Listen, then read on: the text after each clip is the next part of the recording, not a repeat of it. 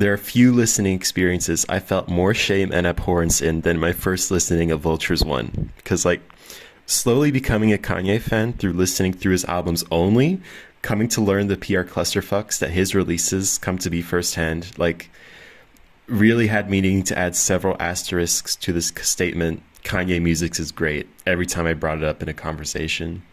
Now, if you're familiar with Kanye's back history, you know he's not beyond cringe-inducing promotional stunts and tacky moves. And easily this was one of the tackiest and most transparent, and I hope this is the last time I have to say that. Because, yeah, I love his albums, okay? Even the ones that weren't received as well, I could still find musical gold that I couldn't stop listening to for like a while after. And of course he starts Sieg Heiling and the list of asterisks looks more like the top left of the US flag, and you know, the whole thing just starts to not be as fun anymore. It's like you're on the Titanic and the band playing kind of goes hard, so you stay there while everything's sinking. Then like you start noticing some armbands and you're wondering like, maybe I should have taken a lifeboat instead. Anyway, this all primed me to be like uber critical to Vultures 1 when it did release. Like I literally went, oh fuck, when it did. My best hope for me was that it would somehow pull a dark twisted fantasy and somehow unsink the Titanic, but no. Hollow, tiring bars about sex, like embracing the anti-Semitism instead of disavowing it, like completely. The production was either like okay or just really tiring. He proclaims himself king at the end, like king, but king of what? You've made like a mountain of shit. What are you doing? I think the underlying feeling I had listening to it was just tastelessness. It's so like completely tasteless. And that was my experience of Vultures 1.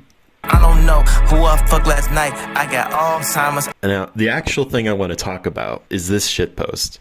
This shitpost conveys the feeling of listening to Vultures 1 better than anything anyone could ever write about it. This is art right here. There is a more popular version, but while that version is more or less the same vocals with a fucked up beat, this version is the same beat, but the lyrics trigger the same feeling of shame and abhorrence that this is one of your favorite artists. Whose baby is it, bitch? I got Alzheimer's.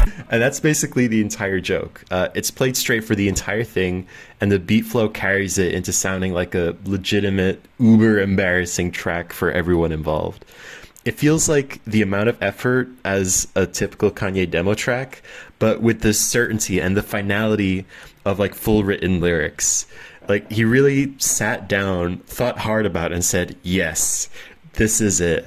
This is gonna make me the GOAT again. Bitch, I'm anti-Semitic. I got Alzheimer's. Then this is the part that kills me.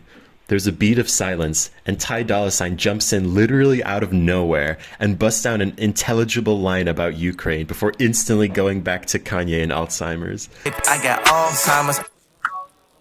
She rushing, I beat at the pussy for Ukraine. I don't know. This is so fucking funny because in Vultures 1, Ty's presence is kind of like the melodic relief to whatever like shit is going on, which isn't really accurate, even though he's at the core of the project. Like he's like in interviews he said that like no, he wanted like a lot of the sex stuff to be in there, even though Kanye's like we can keep it clean. It's like no, I'll put it in there.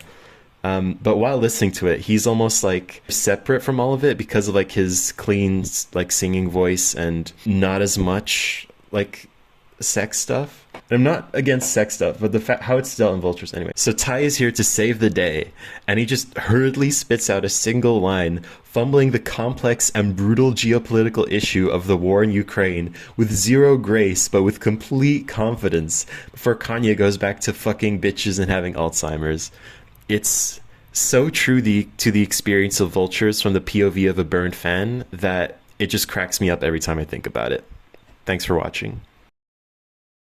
To clarify, I did listen to Vultures 1 again recently, and with some space between everything that happened around that time, it's just mid.